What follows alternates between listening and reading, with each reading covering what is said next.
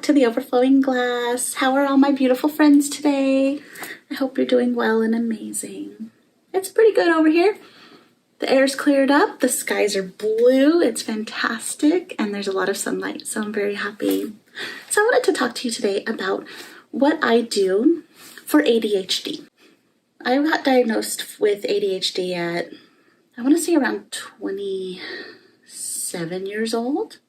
So I was almost 30. Got diagnosed with ADHD, dyslexia, and a reading comprehension problem, which explained so much. It explains so much why I had so much trouble in school and why I've had so much trouble adulting, why I've had so much trouble in life in general, and why I can't sit still, why I'm always all over the place. I do have ADHD, and I got put on medication for it. I got put on Adderall, and I liked how it helped me concentrate. It really did. It did help me like calm down, center, focus myself. That was wonderful. But it had side effects. And one of those side effects is I was always jittery. I was always shaking. And I just felt like I could never catch my breath. It was scary. And that is a side effect because it's a stimulant. All the medications in that class are stimulants, and they do make your heart race really fast, even if they do help you concentrate. So because of the side effects that traditional medications have, I decided I was just going to deal with it. I was like, fuck it. I've lived this far in my life without medication. I'm just going to keep on going. And yeah, it's harder at times. There are things that are rough, but I do get through it, and I have a lot of tools. I wanted to show you the tools that help me center myself and help me ground myself so that I can be more productive throughout the day. All right, so the first tool I have is vitamins. You need to take care of your nutrition. Your brain is mostly fat, so you want to make sure you're getting adequate amounts of healthy fats in your diet. I don't get healthy fats in my diet. I like bad fats, and they don't help my brain at all. So this is what I personally use. And none of this is sponsored. I'm not saying to get anything. What other disclaimers, blah, blah, blah, do I need to say?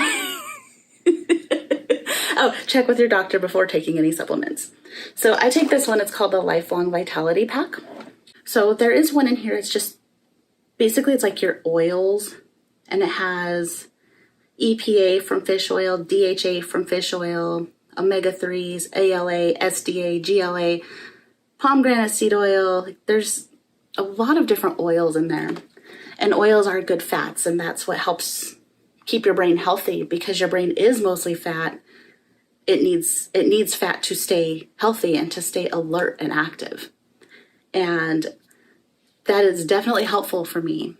I notice that when I do take vitamins, I feel alert, I feel more focused, I feel more energetic.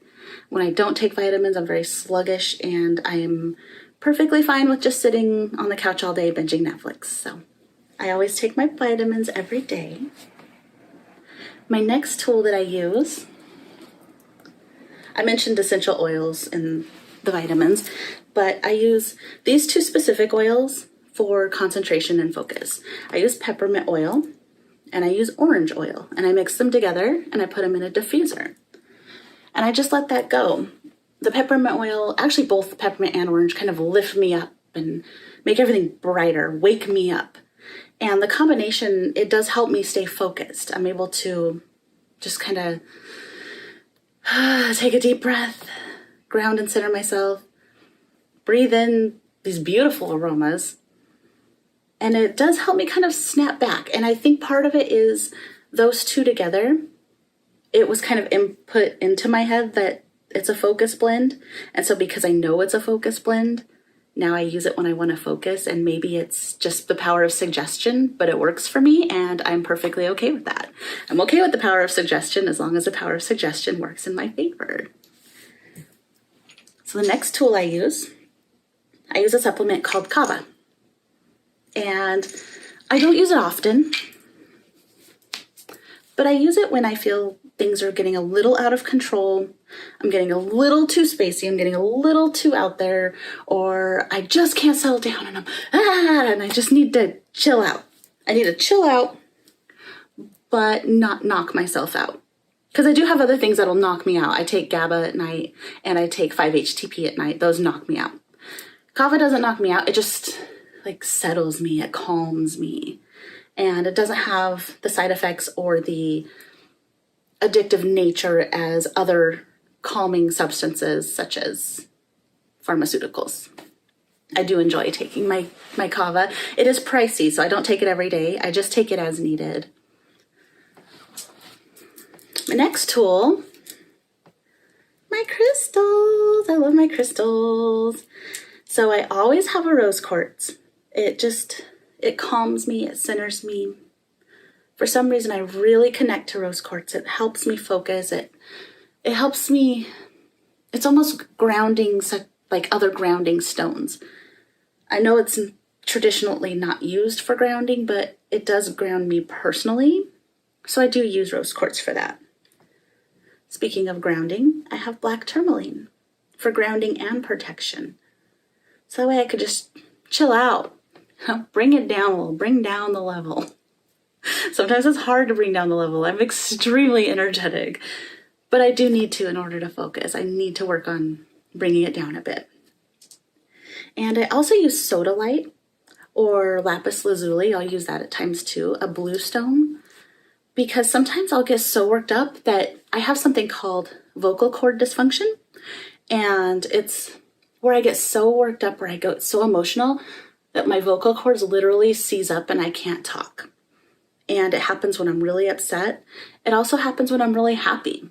And when I'm really stressed out, it happens too. I literally can't talk. It feels like I'm choking. Sometimes I'll just like wave my hands like I'm trying to say something and it literally won't come out. But the blue stones are for your throat chakra. So if I am feeling a little bit flighty, if I'm feeling emotional, if I'm feeling the tightness, I do have blue stones near me that I can focus on and try to channel my energy into.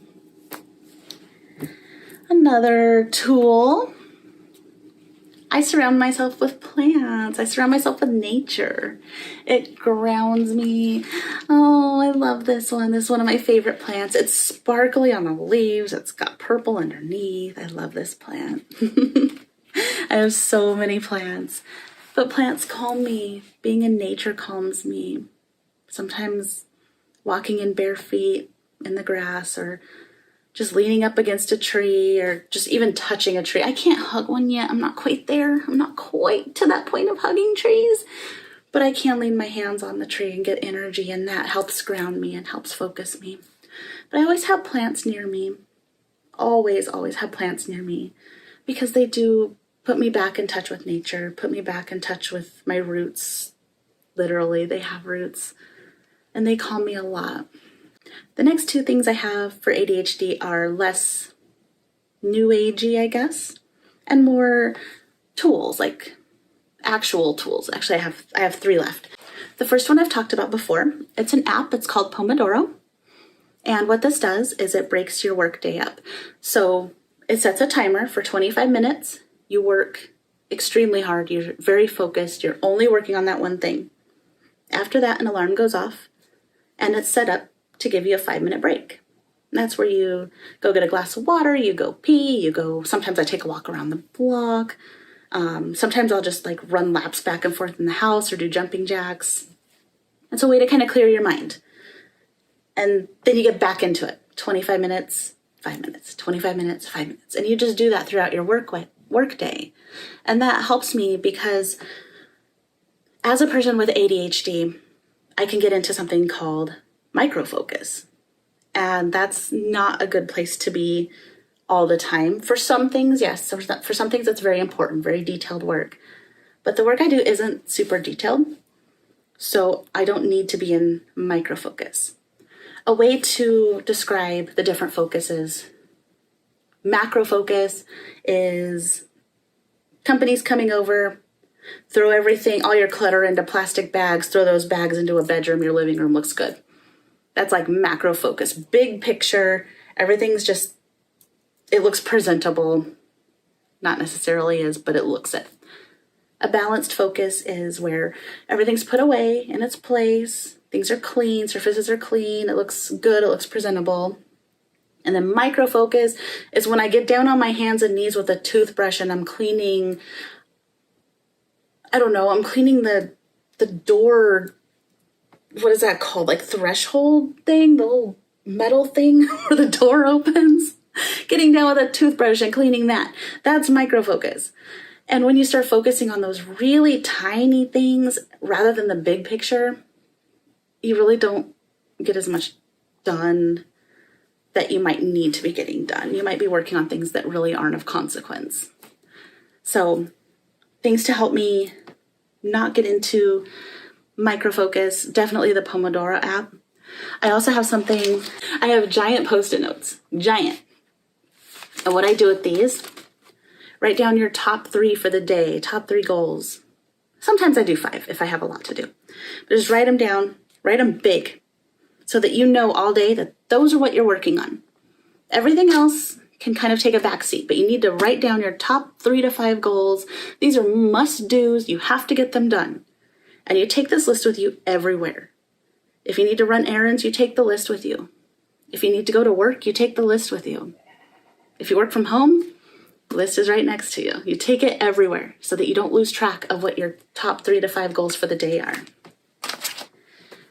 And my last and probably most boring, but the most helpful thing I can suggest, my planner. And the way I use it,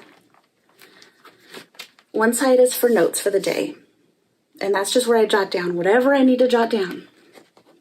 I have a prioritized daily task list. I don't actually prioritize on this task list. I just write down what I need to do, and I prioritize in the actual schedule. And the actual schedule, make sure there's nothing too personal on here. Maybe I'll cover up the top half. There we go. So hour by hour, I write in what I need to write in, what I need to be doing. I got swimming on there. I have some fun stuff in there. But hour by hour, I write in what I need to do. And the way I plug those in, the way I know what I need to do, is it goes off of the notes page, it goes off the to-do list, or definitely these. If it's on here, it needs to be in my schedule. And if it's in my schedule when it's not on here, it's not as important. But these have to be in my schedule. So those are ways that I try to contain, I guess, my ADHD a little bit. I try to minimize the effects on me. Honestly, I love having ADHD. I love having this energy. I love being bubbly. I love being spontaneous. I love being crazy. I'm told I'm crazy all the time. I was once asked by somebody, "Are you sure you're going to be able to keep up with me?" Turns out I ran that person into the ground. I have so much energy, but sometimes it's really hard to contain it and it's really hard to focus. So these are tools I use that they help me focus and get through the day. And these are my personal things. And another one I forgot to mention, exercise. 30 minutes a day, hard, like really hard, like bust it out. Get it going, like it tires you out and it calms you down. So exercise is my other one. But before you do anything such as supplementation or exercise, make sure to check with your doctor. And in terms of oils, be safe about how to use them, get educated how to use them. There are some you shouldn't use around pets, around children, some you shouldn't take internally, some you shouldn't be using if you're pregnant. So make sure to really read warnings and really understand what you're getting into. But these are just my personal ones, and that's what I do to help myself stay sane. And I guess that's about it. Remember to fill your glass with love and light so then you are free to give to everybody else. My beautiful plant and I say bye.